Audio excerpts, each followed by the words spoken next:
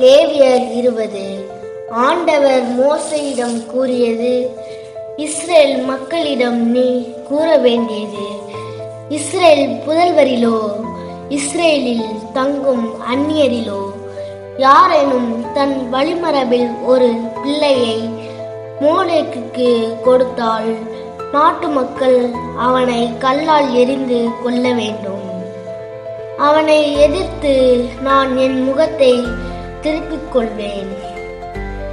என் தூயகத்தை தீட்டுப்படுத்தி திருப்பெயரை மாசுபடுத்தி தன் வழிமரபில் ஒரு பிள்ளையை மோளேக்குக்கு கொடுத்தால் அவனை அவன் இனத்தில் இராதபடி அழிப்பேன். தன் வழிமரபில் ஒரு பிள்ளையை மோளேக்குக்கு கொடுத்திருந்தும் நாட்டு மக்கள் அவனை கொலை செய்யாது விட்டுவிட அவன் தலைமறைவாய் இருந்தால் நான் அவனு குடும்பத்திற்கும் எதிராக என் முகத்தை திருப்பிக் கொள்வேன். மோளேக்கின் ஒழுக்கக்கோட்டில் ஈடுபட்ட அவனையும் அவனை பின்பற்றிய அனைவரையும் அவர்கள் இனத்தில் இராதபடி அழிப்பேன். குறி சொல்பவரையும் மை போட்டு பார்ப்பவரையும் பின்பற்றி வழி தவறியோரை எதிர்த்து என் முகத்தை திருப்பிக் கொள்வேன். அவர்கள் இனத்தில் இராதபடி அழிப்பேன். எனவே நீங்கள் உங்களை புனிதப்படுத்தி தூயோராயிருங்கள், ஏனெனில் நான் உங்கள் கடவுளாகிய ஆண்டவர். என் கட்டளைகளை கைக்கொண்டு அவற்றின்படி நடங்கள். நானே உங்களை தூய்மைப்படுத்தும் ஆண்டவர். தம் தந்தையும் தாயும் சபிக்கும் எவரும் கொலை செய்யப்பட வேண்டும். தம் தந்தையும் தாயும் சபிப்பவரின் இரத்த பலி அவர்கள் மேலே இருக்கும். மற்றவன் மனைவியோடு உடலுறவு கொள்பவனும் அந்த பெண்ணும் கொலை செய்யப்பட வேண்டும். தன் தந்தையின் மனைவியோடு உடலுறவு கொள்பவன் தன் தந்தையை வேற்றுடம் பார்க்கிறான். எனவே இருவரும் கொலை செய்யப்பட வேண்டும். அவர்களின் இரத்த பலி அவர்கள் மேலேயே இருக்கும். ஒருவன் தன் மருமகளோடு உடலுறவு கொண்டு முறைகேடாக நடந்து கொண்டால் இருவரும் கொல்லப்பட வேண்டும். அவர்கள் இரத்த பலி அவர்கள் மேலேயே இருக்கும். பெண்ணோடு உடலுறவு கொள்வது போன்று ஆணோடும் உடலுறவு கொண்டால் அவ்வாறு செய்வது அருவருப்பானது. இருவரும் கொல்லப்பட வேண்டும். இருவரின் இரத்த பலியும் அவர்கள் மேலேயே விழும். ஒருவரின் ஒரு பெண்ணையும் அவள் தந்தையும் மணம் செய்தால் அது பெருந்தவறு ஆகும்.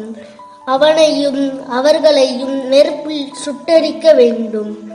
விலங்கோடு ஒருவன் புணர்ந்தால் அவன் கொல்லப்பட வேண்டும். அந்த விலங்கையும் கொல்ல வேண்டும். ஓர் பெண் ஏதேனும் ஓர் விலங்கோடு புணர்ந்தால் அந்த பெண்ணையும் விலங்கையும் கொல்ல வேண்டும். அத்தகைய உயிர் எதுவும் சாக வேண்டும். அவற்றின் இரத்த பலி அவற்றின் மேலேயே விழும். யாரேனும் ஒருவன் தன் தந்தைக்கு அல்லது தாய்க்கு பிறந்த மகளோடு, அதாவது தன் சகோதரியோடு உடலுறவு கொண்டால் அவர்களும் அதற்கு இணைந்தால் அது வெட்கக்கேடான செயலாகும். அவர்கள் தங்கள் இனத்தாரின் முன்னிலையில் அழிக்கப்படுவார்கள். தன் சகோதரியை வேற்றுடம் பாக்கிய அவன் தன் தீவினையை சுமப்பான்.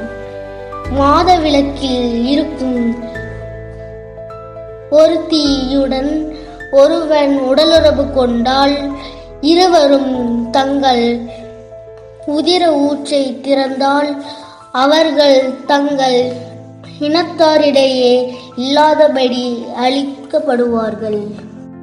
உன் தாயின் சகோதரியோ உன் தந்தையின் சகோதரியோ வேற்றிடம் பார்க்காதே. மீறுவோர் தங்கள் உடலை இழிவுபடுத்தியவர் ஆவர். அவர்கள் தங்கள் பலியை தாங்களே சுமப்பார்கள். ஒருவன் தன் தந்தையின் சகோதரனின் மனைவியோடு உடலுறவு கொண்டால் அவன் தன் தந்தையின் சகோதரனை வேற்றிடம் பார்க்கிறான். எனவே அவர்கள் தங்கள் பாவத்தை தாங்களே சுமப்பார்கள், பிள்ளையின்றி இருப்பார்கள். ஒருவன் தன்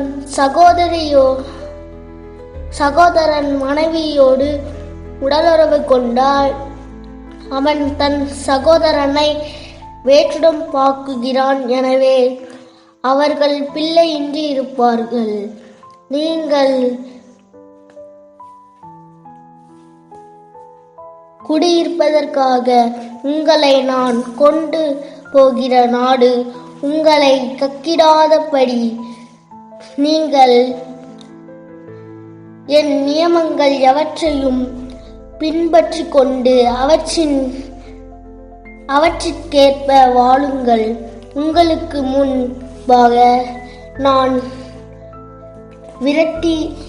விரட்டியிருக்கிற வேற்றினத்தாரின் செயல்பாட்டில் நடக்க வேண்டாம். மேற்குறிப்பிட்ட செயலெல்லாம் அவர்கள் செய்தார்கள். எனவே நான் அவர்களை வெறுத்தேன். அவர்களின் நாட்டை நீங்கள் உரிமையாக்கிக் கொள்வீர்கள் என்று கூறினேன். பாலும் தேனும் பொழியும் அந்த நாட்டை உங்களுக்கு உரிமையாக்குகிறேன். உங்களை மக்களினங்கள் என்று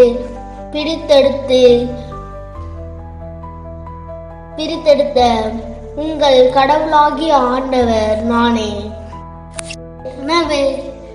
எனவே நீங்கள் தீற்றற்ற விலங்குகளுக்கும் தீட்டான விலங்குகளுக்கும் தீட்டான பறவைகளுக்கும் தீற்றற்ற பறவைகளுக்கும் வேறுபாடு கண்டு தீற்றென்று நான் உங்களுக்கு சொல்லி விளக்கப்பட்ட விலங்குக்காக பறவையாலும் தரையில் ஊர்ந்து செல்கின்ற எந்த ஒரு பூச்சியாலும் உங்களை இழிவுபடுத்தி கொள்ளாது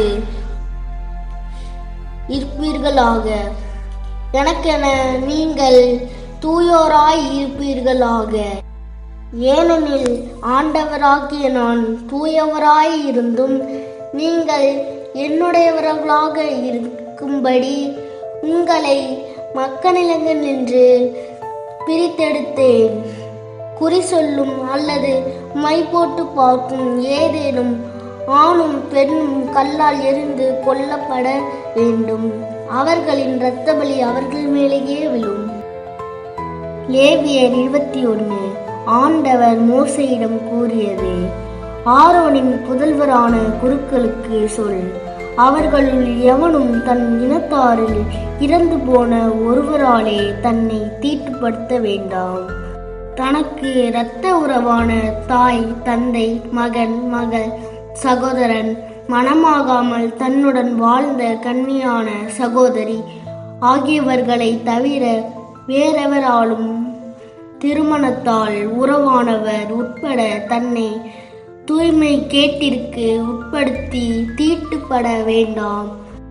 அவர்கள் தலையை மொட்டையடித்து கொள்ளாமலும் தாடியின் ஓரங்களை வெட்டி கொள்ளாமலும் உடலை கீறி கொள்ளாமலும் இருப்பார்கள். அவர்கள் தங்கள் கடவுளின் பெயரை கெடுக்காமல் அவருக்கு ஏற்ற தூயவராய் இருப்பார்கள். ஆண்டவரின் பலியான தங்கள் கடவுளின் அப்பத்தை செலுத்துவதால் அவர்கள் தூய்மையாய் இருக்க வேண்டும். விலை மாதையோ தூய்மைக்கேடு உற்றவளையோ அவர்கள் மனம் புரியலாகாது. கணவனால் மனம் முறிவு செய்யப்பட்டவ பெண்ணையும் மனம் புரியலாகாது. ஏனெனில் குரு தம் கடவுளுக்கு ஏற்ற தூய்மையுடையவராய் இருக்க வேண்டும். அவர்கள் தூயோர்கள், ஏனெனில் அவர்கள் உங்களின் கடவுளுக்கு உணவு படைக்கின்றார்கள். உங்களை தூய்மையாக்கும் நான் தூயவராய் இருப்பதால் உங்களுக்கு தூயோராய் அவர் இருப்பார்கள். குருவின் மகள் வேசியானால் அவள் தன் தந்தைக்கு தூய்மை கேட்டை ஏற்படுத்துகிறாள். அவளை நெருப்பில் சுட்டரிக்க வேண்டும். தலையில் திருப்பொழிவு எண்ணெய் வார்க்கப்பட்டும் குருத்துவ உடை அணிந்துள்ள தலைமை குருவாகிய உன் சகோதரன் தன் தலையை முறித்து கொள்ள வேண்டும். தன் உடைகளை கிழித்து கொள்ள ஆகாது. எந்த பிணமானாலும் அந்த தந்தையுடையதாயினும் சரி தாயுடையதாயினும் சரி அதன் அருகில் சென்று அவன் தன்னை தீட்டுப்படுத்தி கொள்ள வேண்டாம். தூய கூடத்திலிருந்து வெளிவராமலும் தன் கடவுளின் தூயகத்தை இழிவுபடுத்தாமலும் இருக்க வேண்டும். ஏனெனில் அவனுடைய கடவுளின் திருப்பொழிவு எண்ணெய் தாங்கும் சிறப்பு அவனுக்கு உரியது ஆகும். நானே ஆண்டவர். கைம்பெண்ணையோ அவன் மனம் முறிய வேண்டும். அவன் கைம்பெண்ணையோ மனமுறிவு பெற்றவளையோ கற்போலுக்கு மற்றவளையோ விலைமாதையோ மனம் புரியாமல் தன் இனத்திலுள்ள ஒரு கன்னி பெண்ணையே மணக்க வேண்டும். தன் வழிமரபை இரத்த கலப்பற்றதாக பாதுகாக்க வேண்டும். ஏனெனில் நானே அவனை தூய்மையாக்கும் ஆண்டவர். ஆண்டவர் மீண்டும் மோசேயிடம் கூறியது, நீ ஆரோனிடம் கூற வேண்டியது, உன் வழிமரபினின் உடல் ஊனமுற்றவன் தன் கடவுளுக்கு உணவு படையலை செலுத்தலாகாது. உடல் ஊனமுற்றவன் எவனும் அருகில் வர வேண்டாம். பார்வையற்றவன், முடவன், சீறு குலைந்த உடல் உடையவன், கை கால் உடைந்தவன், கூனன், குள்ளன், கண்ணில் பூ விழுந்தவன், சொரிசிறங்கு உடையவன், அன்னகன் எவனும் வேண்டாம். குருவான ஆரோனின் வழிமரபில் உடல் ஊனமுற்ற எவனும் ஆண்டவரின் நெருப்பு பலியை செலுத்த அருகில் வர வேண்டாம். மேலும் உடல் ஊனம் அவனுக்கு இருப்பதால் அவன் தன் கடவுளின் உணவு படையலை செலுத்தவும் வரக்கூடாது. தன் கடவுளின் தூய அப்பத்தை உண்ணலாம். ஆனால் தொங்குதிரை அருகில் வர வேண்டாம். பலிபீடத்தை அணுக வேண்டாம். ஏனெனில் அவன் உடலில் குறைபாடு உள்ளது. என் தூயகத்தை இழிவுபடுத்த வேண்டாம். ஏனெனில் நான் அவர்களை தூய்மையாக்கும் ஆண்டவர். மோசே இவற்றை ஆரோனிடமும் அவர்கள் புதல்வரிடமும் இஸ்ரேல் மக்களிடமும் அனைவரிடமும் கூறினான்.